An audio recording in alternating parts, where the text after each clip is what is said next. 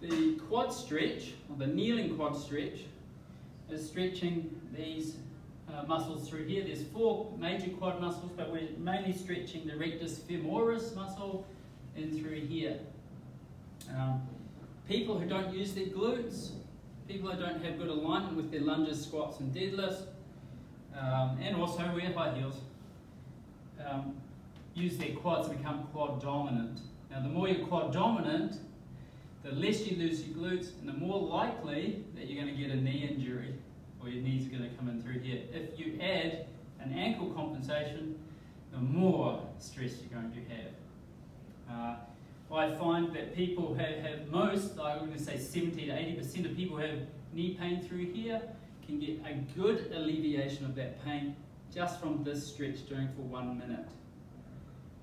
And certainly if you do that and you're the first person to intervene in their pain, that might stop, they might be able to avoid going to physio, MRI operation just by doing a simple stretch. So the wall stretch, come down into like a sprinting position. The knee doesn't have to be against the wall. Chances are if the person can get the knee against the wall, they don't really need to do this as a stretch. But I find about halfway through is good. The foot's up, turn the foot under. This front leg, shin bone vertical or slightly forward. Put your hands through your legs to help you with stability.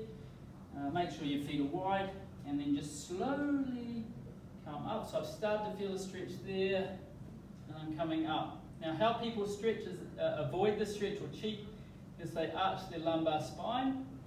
So look for that sideways and get them to posterior tilt. You draw the abdominals in, squeeze the same leg butt, and all of that will accentuate the stretch. And for me, the stretch is in here. Again, in the belly of the muscle, rectus femoris area.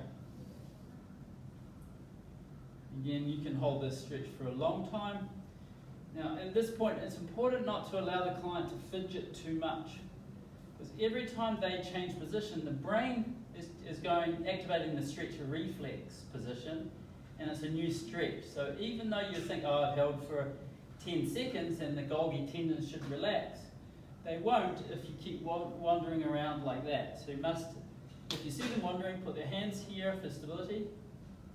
This goes for every single stretch. So you want them to be static, not moving, so this can release. Okay. So that's around about a minute, so come out of that.